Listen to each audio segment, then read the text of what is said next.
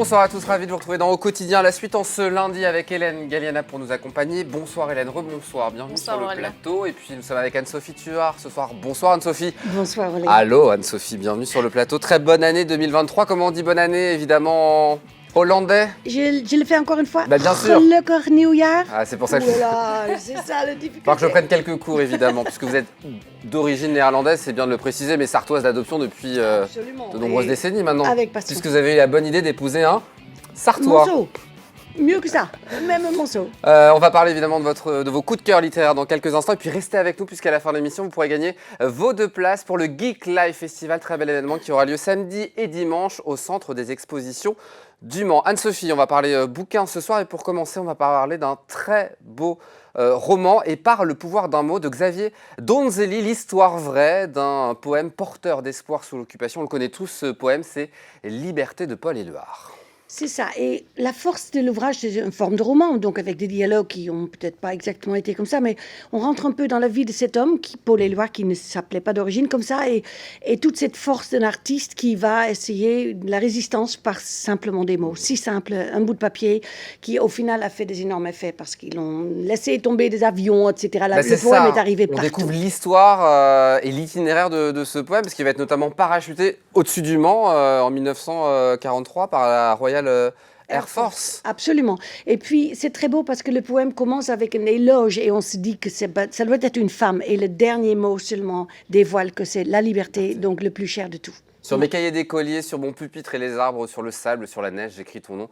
On le connaît tous, on l'a tous appris, ce beau poème. Alors, c'est un premier roman choral. On va donner la parole aux auteurs, à l'auteur, aux éditeurs, aux imprimeurs, aux animateurs de revues qui sont intervenus dans l'histoire de ce poème. Absolument. Et puis, les autres grands artistes de cette époque-là qui évidemment, tous voulaient une certaine forme de liberté. C'est pour ça qu'ils sont cités dans le livre. Donc, la résistance par les artistes, on peut dire. Et par le pouvoir d'un mot signé Xavier Donzelli, a trouvé au sein de la librairie Tuard. Deuxième ouvrage, Le territoire sauvage de l'âme. C'est signé Jean-François Letourneau. C'est chez l'Aube Édition, un premier roman qui célèbre ce monde vivant et ce territoire que nous voudrions transmettre intact dans toute leur splendeur à celles et ceux qui viendront après nous. C'est un sujet bien d'actualité, ça.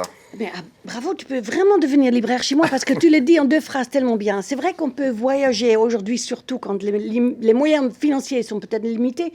On peut voyager dans les livres et on voit le monde des Inuits qui était mal vu. Forcément, il fallait tout niveler, tout le monde pareil. Et ben aujourd'hui, on découvre qu'on a fait quelques petits dégâts. Et puis cette personnage central, une prof qui va enseigner dans le nord du Canada, va justement être en contact avec cette population qui a toute sa place. Aujourd'hui, comment protéger et laisser intact ce territoire si particulier? Il faut qu'il reste singulier, c'est ça l'idée du roman. Les différences font notre richesse, ouais, tout à fait. Le territoire sauvage de l'âme, signé Jean-François Letourneau. Troisième ouvrage, Saison des feux, c'est signé Nana Anton. L'auteur, je le précise, et ça c'est important de le dire, sera présente pour dédicacer son livre. Ça sera mardi en 8, comme on dit, mardi 17 janvier à 18h. Un grand roman. On va prendre la direction du Brésil. Ça aussi, c'est d'actualité avec la réélection de Lula il y a quelques jours. On va plonger dans les années 70, c'est ça? Oui, sous la dictature, justement, où rien ne va, en fait. Et puis, on voit 2 petites filles livrées un peu à elles-mêmes parce que la maman est dans une maison close, pour le dire élégamment. Et puis, c'est un bordel. Donc, du coup, les filles, même presque meurent de faim parce que la maman les oublie, ne peut pas venir. On ne sait pas exactement, mais elle n'est pas là. Donc les petites prennent leur vie en main et ils vont d'abord faire du stop pour essayer de trouver leur père. Rien ne se passe comme prévu et puis on voit la force de certaines, même déjà petites, qui se disent je veux vivre, je veux y aller. C'est magnifique. On va les suivre à travers les époques jusqu'à aujourd'hui, ces deux un peu moins que cela, mais en tout cas, on va les suivre un petit moment et puis leur père totalement inintéressé, donc on se dit si seulement, mais non, c'est la vraie vie en quelque sorte et puis on espère que le Brésil ira que mieux pour encadrer tous ces enfants qui sont des fois en difficulté. En tout cas, c'est un roman qui parle des problèmes actuels encore existantes au Brésil et ailleurs dans le monde. Saison des feux, Nana Anton qui sera donc présente pour une conférence dédicace. Ça sera le 17 janvier prochain chez Tuard, rue de l'Étoile, à partir de 18h. Alors, il y a plein de conférences de prévues aussi au mois de janvier. On va en parler.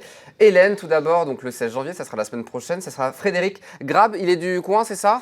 Il est du Mans même. Je l'ai connu comme jeune écolier ou presque. En tout cas, il est culotte courte, vous m'avez dit. En culotte courte. Et puis maintenant, il habite à Berlin, mais il a fait un ouvrage témoignage très intéressant. Alors oui, c'est bien spécifique, ça s'appelle l'inutilité publique, où on parle de l'obsolescence de la démarche de l'enquête publique dans les projets d'aménagement du territoire. C'est bien spécifique, mais il faut s'y intéresser. Et même, vous savez, l'utilité publique, maintenant c'est devenu un mot un peu à la mode, tout est de l'utilité publique. Mais quand on voit au final des fois ce que ça donne, c'était pas si utile que cela. Et c'est ça le sujet. Donc ça sera le 16 janvier prochain à partir de 18h. Autre date, ça sera le samedi suivant, de 16h à 18h, une conférence avec Véronique Cayado. Tu comprendras quand tu seras vieux. C'est mon cas, ou presque. En tout cas, j'en suis de plus en plus fière. Mais non, vous êtes de plus en plus jeune, oui, Anne-Sophie. merci, c'est gentil. Mais évidemment, il faut qu'on remette les vieux dans notre société et leur vraie place. Et tout cela, ça va être traité. Donc j'espère plein de vieux et plein de jeunes. Et Oui, tout c'est est pour tous relatif. les âges. C'est pour Tout le monde peut venir. Bien sûr, surtout. Et puis dernière conférence, ça sera le 31 janvier, un lundi à 18h avec Vincent Jargousseau. Alors ça c'est formidable aussi, Les Femmes du Lien. C'est quoi, c'est un roman qu'il a écrit? Non, un livre en laissant la parole aux femmes qui soignent. Donc c'est plutôt un essai, témoignage, absolument très important. Ceux qui s'occupent de tous les gens en difficulté physique ou santé surtout.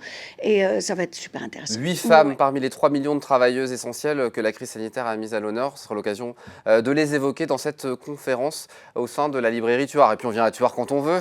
Ah, absolument. De jour comme de nuit presque. C'est mon cas en tout cas, Bah, mais c'est vrai, je n'ouvre pas toujours la nuit. Ouais. Merci beaucoup Anne-Sophie d'être venue sur le plateau. Avec grand plaisir. Très bonne année à nouveau. Je ne vais pas me tenter en néerlandais. Bravo, c'était pas loin. J'avais que le début. Absolument, C'est le très re est dur. très important chez nous, absolument. Ouais. Allez, un point sur ce qui vous attend dans un instant. 19h, l'émission 72 Sports proposée par Antoine Besson et Amoun Chamsounine. Et puis, événement exceptionnel ce week-end, vous serez devant votre télévision Anne-Sophie, puisque samedi et dimanche, LMTV Start vous propose de suivre en direct la 3e édition des 24 heures du Mans. Virtuel, oui, dernière manche de la saison 2022-2023 de Le Mans Virtual Series qui donc se déroulera virtuellement avec 180 pilotes installés dans des simulateurs répartis dans le monde entier. Un événement virtuel regardé par plus de 80 millions d'internautes et qui attire massivement les pilotes au sommet de leur art. Alors, que ce soit dans le monde virtuel, mais aussi réel, puisque dans cette liste absolument fantastique de pilotes, on va pouvoir retrouver Max Verstappen, le double champion du monde de F1, Romain Grosjean, ancien pilote de F1 et actuel star en IndyCar, ou encore Vincent Capillaire. Alors, événement donc en direct, ça sera samedi de 13h15 à 23h et puis dimanche de 9h à 14h30 avec les commentaires. Vous le voyez à l'image juste à côté de moi, c'est...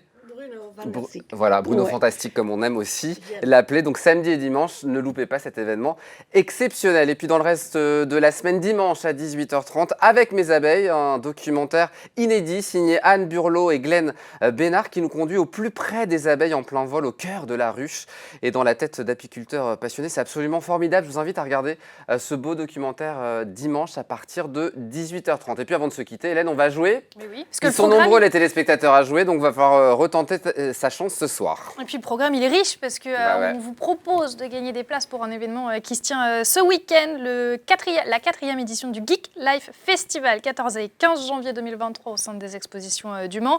Bon bah ce sera le rendez-vous clairement des amateurs de jeux vidéo, cosplay, manga, pop culture, tout ce que vous êtes. Ça parle à Anne-Sophie, bien sûr.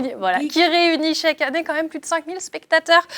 Pour jouer, la question elle est simple, quel chanteur sera présent pour le Geek Life Festival et donnera un concert. Je vous donne un indice en plus. A. Bernard Minet.